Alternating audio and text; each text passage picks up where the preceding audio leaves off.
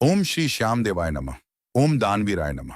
कभी सोचा है, यदि सूर्य पुत्र कर्ण के शरीर पर जन्म से धारण किए हुए वह दिव्य कवच कुंडल अंत तक रहते, तो क्या महाभारत का परिणाम वही रहता? शायद नहीं, क्योंकि इतिहास भले कहता हो कर्ण हारा था, पर सत्य यह कहता है भाग्य और धर्म के बीच सबसे भयानक युद्ध एक ही पुरुष ने लड़ा था, कर्ण ने। यह कथा है उस योद्धा की जो तेज से जन्मा लेकिन तिरस्कार में बड़ा हुआ, जो सूर्य का पुत्र था मगर जिसे दुनिया ने सूत्र कहकर पुकारा, जो शस्त्रों का नहीं अपने वचनों का असली स्वामी था। सृष्टि के आरंभ में जब देवताओं के शंख और असुरों की हुंकार आकाश चीर रही थी, सूर्य देव ने कांति की अग्नि में एक ऐसा कवच कुंडल रचा जो न कोई हथियार भेज सकता था, न कोई अग्नि जला सकती थी। यह तेज नहीं था, यह अमृता का आवरण था। और एक दिव्य क्षण में यह कवच कुंडल प्रकट हुए उस बालक के साथ जो कुंती के गर्भ में सूर्य के आह्वान से उतरा था। कुंती तब युवती थी, अविवाहित, भोली और ऋषि दुर्वासा के वरदान की सीमा समझने में अपरिपक्व। उन्होंने वरदान को खेल की तरह परखा, सूर्य को पुकारा और आकाश सोने की तरह पिघल गया। सूर्य प्रकट हुए, तेज में लिपटे, प्रकाश से जन्मे। उन्होंने कहा, तुम्हें सूर्यांश पुत्र प्राप्त होगा। और उसी क्षण एक स्वर्णिम बालक उनके समक्ष था, कवच पहने, कुंडल धारण किए, सूर्य से भी उज्ज्वल। पर उसी तेज में नियति की छाया भी छिपी थी। कुंती का हृदय डर से भर उठा। समाज, मर्यादा, लोकलाज डर ने मां को मां बनने से रोक दिया।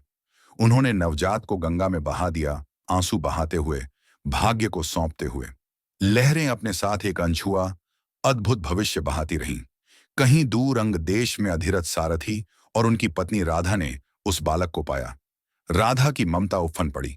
कवच कुंडल देखकर अधिरथ ने कहा, यह कोई साधारण बालक नहीं। पर राधा बोली, आज से यह मेरा पुत्र है, राजवंश का हो या देववंश का, मेरा ही है। और इस तरह सूर्य का पुत्र रथ के सारथी के घर पला। उसे नाम मिला कर्ण। कर्ण धनुर्विद्या सीखना चाहता था, पर उसके आगे हर द्वार जाति की बेड़ी बनकर खड़ा हो जाता। जहां अर्जुन के पास श्रेष्ठ गुरु, राजसी सुविधाएं और जन्म सिद्ध अधिकार थे, वहीं कर्ण था धूल भरे मैदानों में अकेला अभ्यास करता हुआ, मिट्टी के ढेरों पर बाण चलाता हुआ, अपने ही भीतर सोए सूर्य को जगाता हुआ। उसकी आंखों में वह ज्वाला थी जो सीमाओं को भस्म कर देती है, पर समाज ने उसे सिर्फ सूत्र पुत्र समझा। कर्ण परशुराम के चरणों में पहुंचा, स्वयं को ब्राह्मण कहकर, क्योंकि वह जानता था सत्य कहने पर उसका अधिकार छिन जाएगा। परशुराम ने उसे अपनाया, धनुर्विद्या दी, अस्त्र ज्ञान दिया। पर नियति एक कीड़े के छोटे से डंक में छिपी खड़ी थी। उस दिन कर्ण की जांघ में घुसा कीड़ा, रक्त बहने लगा, पर वह शांत रहा मानो दर्द उसके लिए तुच्छ हो। परशुराम जागे और बोले, कोई ब्राह्मण इतना कष्ट सह नहीं सकता, सत्य बताओ। सत्य निकलते ही श्राप मिला, जब तुम्हें अपनी विद्या की सबसे अधिक आवश्यकता होगी तब तुम उसे भूल जाओगे। यह श्राप नहीं था, यह भाग्य की मुहर थी। द्रोणाचार्य की राजसभा में जब अर्जुन की प्रतिभा को सराहा जा रहा था, कर्ण ने चुनौती दी और वह सब किया जो अर्जुन कर सकता था, बल्कि उससे भी अधिक। सभा स्तब्ध थी, पर उनकी जाति देखी गई प्रतिभा नहीं। तभी दुर्योधन उठा, ऊंची आवाज में बोला, आज से कर्ण अंग देश का राजा है। इन शब्दों ने कर्ण को सिर्फ राज्य नहीं दिया, पहचान दी, सम्मान दिया, जीने का कारण दिया। कर्ण ने उसी क्षण अपने प्राण भी दुर्योधन को समर्पित कर दिए। इंद्र भिक्षुक बनकर आए। कर्ण सूर्य को अर्घ्य दे रहा था, उसका समय, उसका प्रण कोई भी मांगे वह देगा। इंद्र ने कवच कुंडल मांगे, वह जानता था यह छल है, पर फिर भी दिया, अपने शरीर से काटकर। रक्त बहा, पर मुस्कान वही रही। दान का यह स्तर देवताओं से भी ऊपर। उस सभा में कर्ण भी खड़ा था जहां द्रौपदी का चिरहरण हुआ। वह जानता था यह अन्याय है, पर मित्रता और वचन के बीच वह टूट गया। उस दिन उसके शब्दों ने उसके अपने आत्मसम्मान को घायल किया।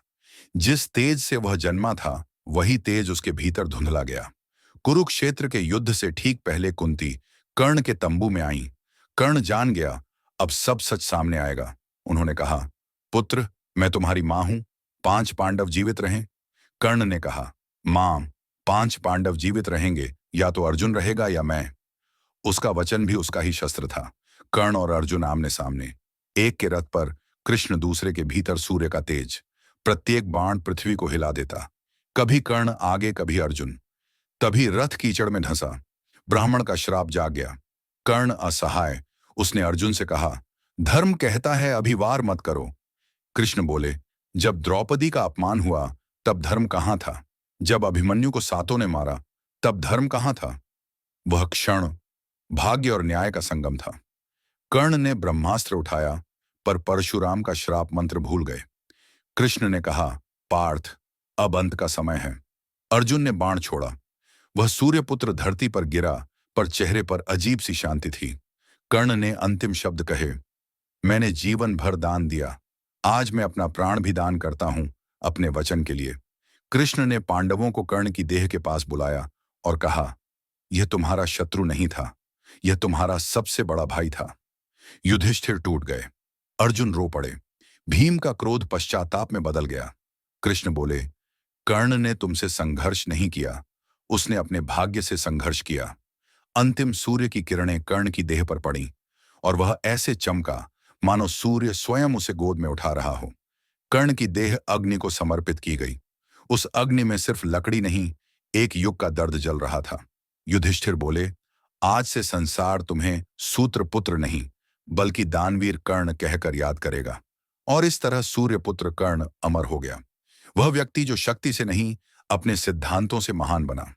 यदि कर्ण की नियति से जूझती यह कथा आपके भीतर कहीं प्रकाश जगाती है, तो इसे आगे बढ़ाइए ताकि दुनिया जाने कि सूर्य अस्त हो सकता है, पर सूर्यपुत्र कभी नहीं।